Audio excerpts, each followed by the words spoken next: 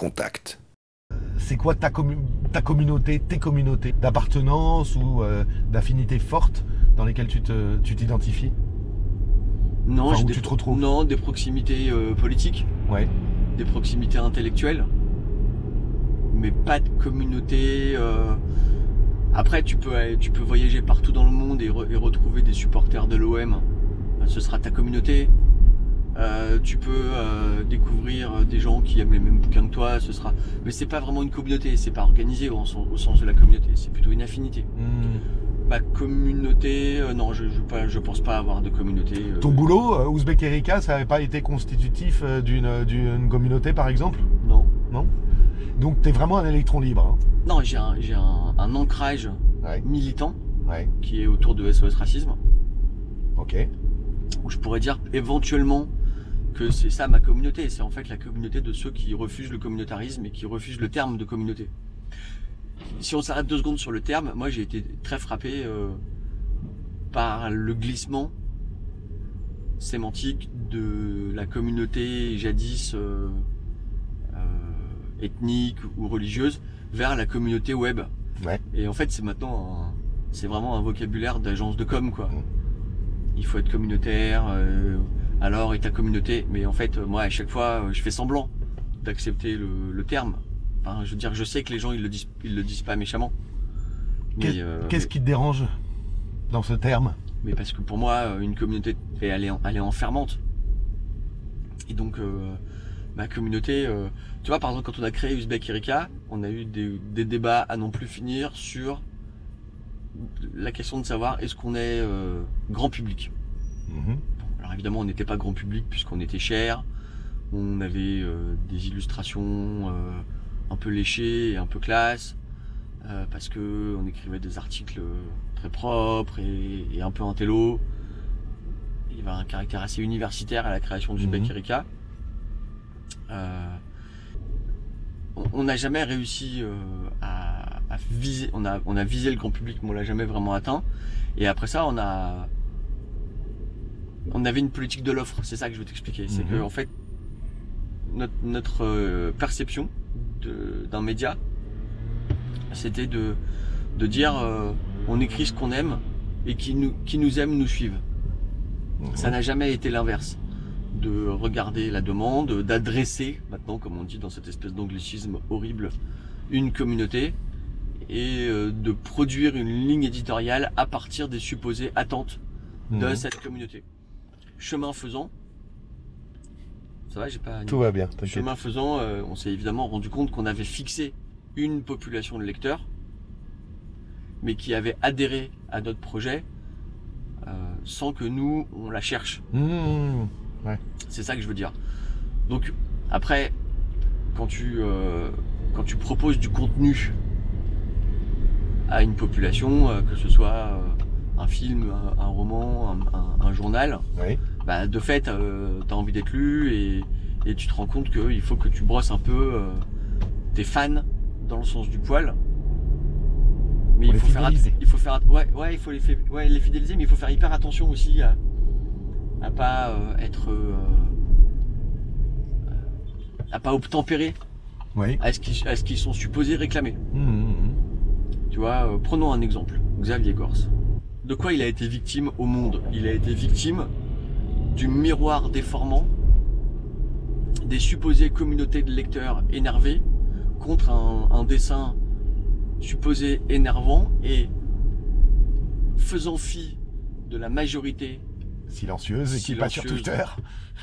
Ouais, ou qui peut l'être, mais enfin, faisant fi de la majorité des gens, des lecteurs du monde qui trouvaient que ces dessins étaient soit bien, soit pas bien, mais en tout cas jamais scandaleux. La rédaction du Monde a écouté le bruit assourdissant d'une communauté. Donc ça, c'est un vrai sujet. Et c'est pour ça que moi, le mot de communauté, franchement, je suis pas fan, mais comme j'étais pas tellement fan du terme de tribu utilisé par Maffezoli. Moi, c'est ce qui m'a sensibilisé au sujet. Ça a été une conférence de Maffezoli en 2000. Bah, parce que Maffezoli, il est fort. Ouais. Il est fort, il est intelligent et puis il dit des choses qui sont percutantes parce que tu dis bah bon sang, mais c'est bien sûr. Mais autant on pouvait éventuellement dire qu'il y avait des tribus dans les années 90, autant la liquidité des identités aujourd'hui est permise par les conditions technologiques d'existence, invalide le terme même de communauté figée.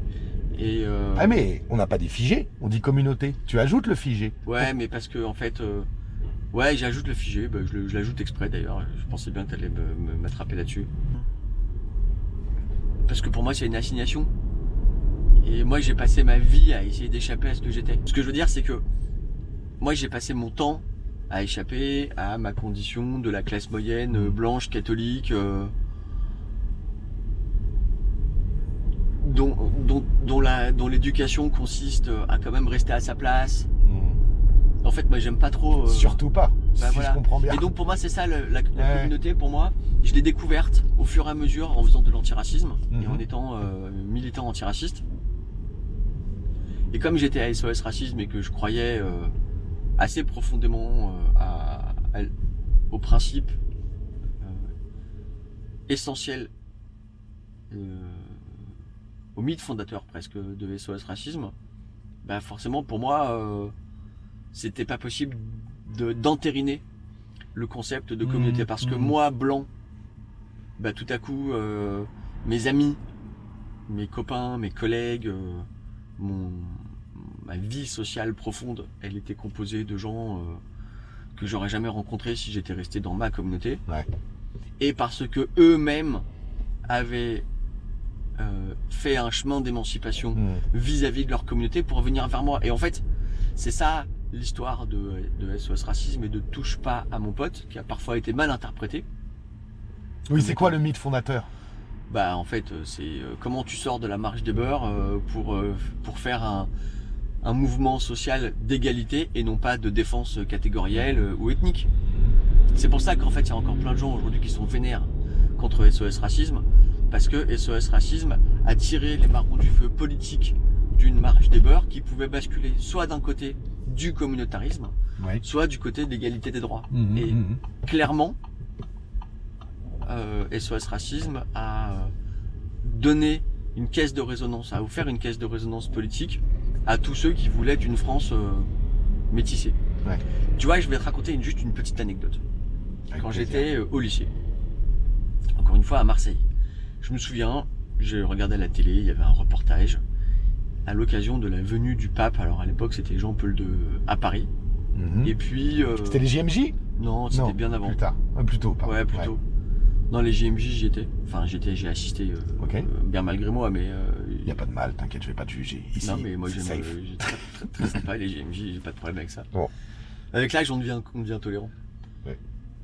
Et dans ce reportage, il y avait donc un micro-trottoir et on demandait aux gens ce qu'ils pensaient de l'avenue du Pape. Et c'était à l'époque où il y avait les polémiques sur la capote, le sida, tout ça. Et puis il y avait un couple qui était un jeune couple.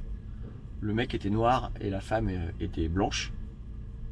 Et il disait ouais, nous le pape il nous fait chier, ça suffit son discours, tout le monde doit s'aimer, vive la capote. Bon. Donc ils avaient un discours qui était à la fois très frais et très sympa, mais surtout ils étaient un noir et une blanche. Ben oui. Et moi je me suis dit putain mais c'est ça Paris, c'est ça qui est cool quoi. C'est ça qui est cool. Ouais.